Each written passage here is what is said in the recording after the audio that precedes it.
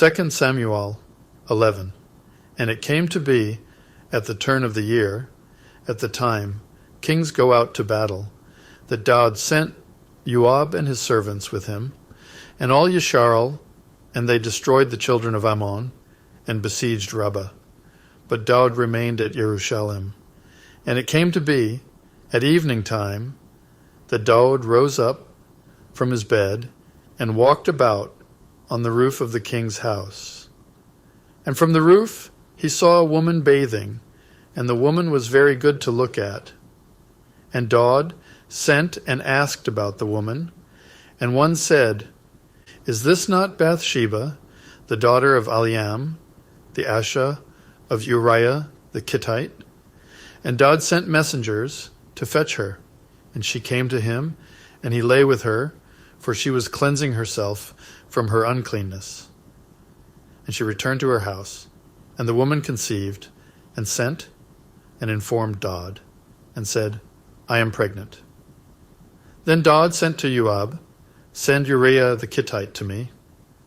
And Yahuah sent Uriah to Daud, and Uriah came to him, and Daud asked how Yahuah was doing, and how the people were doing, and how the fighting was going. And Daud said to Uriah, Go down to your house and wash your feet. And Uriah went out from the king's house, and a gift from the king followed him. But Uriah lay down at the door of the king's house with all the servants of his adultery, and did not go down to his house. And they informed Daud, saying, Uriah did not go down to his house. So Daud said to Uriah, Did you not come from a journey? Why did you not go down to your house? And Uriah said to Daud, The ark and Yisharal and Yehudah are dwelling in booths, and my adultery Yahuah and the servants of my adultery are encamped in the open fields. And should I go to my house to eat and to drink, and to lie with my wife? As you live, and as your being lives, let me not do this.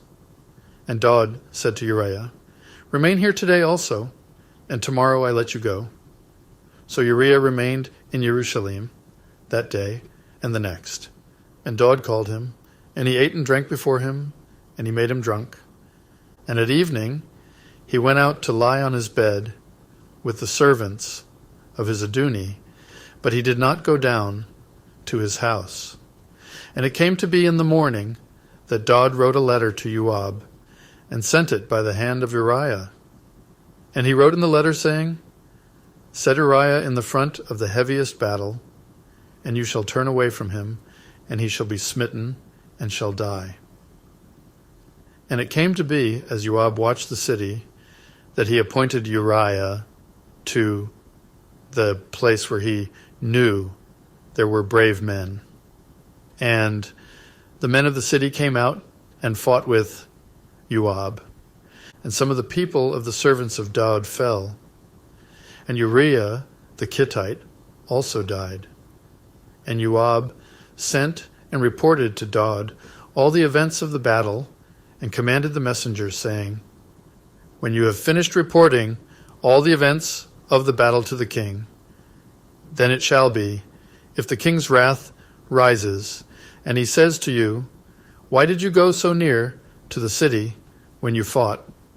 Did you not know that they would shoot from the wall? Who smote Abimelech, the son of Yerubbesheth? Was it not a woman who threw an upper millstone on him from the wall, so that he died in Thebez? Why did you go near the wall? Then you shall say, Your servant Uriah the Hittite is also dead. And the messenger went, and came and reported to Daud all with which Yahuah had sent him. And the messenger said to Daud, The men have been mighty against us, and came out to us in the field, but we drove them back as far as the entrance of the gate. And the archers shot from the wall at your servants. And some of the king's servants are dead, and your servant Uriah the Hittite is also dead.